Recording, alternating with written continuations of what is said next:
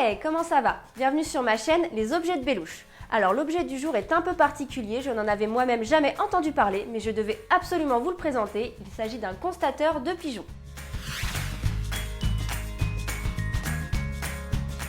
Le constateur de pigeons est un mécanisme horloger qui permet une constatation automatique et objective de l'heure à laquelle arrive un pigeon à la fin d'une course colobophile.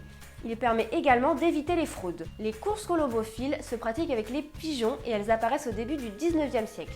Elles reposent sur le sens de l'orientation du pigeon et sa capacité à toujours regagner son pigeonnier, quel que soit l'endroit où il se trouve. Au milieu du 19e siècle, l'industrie horlogère contribue largement à ce sport en fournissant des constateurs toujours plus élaborés et faciles d'utilisation.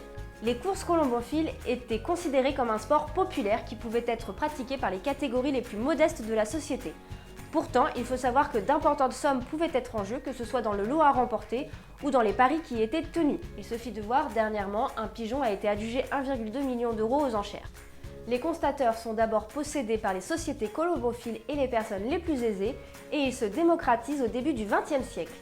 Pour vous expliquer comment fonctionne un constateur, il est d'abord nécessaire de vous expliquer le déroulement d'une course colombophile. Tous les participants se retrouvaient aux sociétés de colombophilie qui organisaient la course et après inscription, une bague en caoutchouc qui était enfilée à la patte du pigeon et qui faisait office de dossard leur était remise.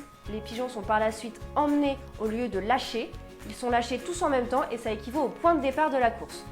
Ensuite, le pigeon doit regagner le plus rapidement son pigeonnier. Les pigeonniers ne sont pas situés au même endroit que la société colombophile, donc il faut faire un calcul pour voir quel pigeon a parcouru le plus de kilomètres en un temps le plus court.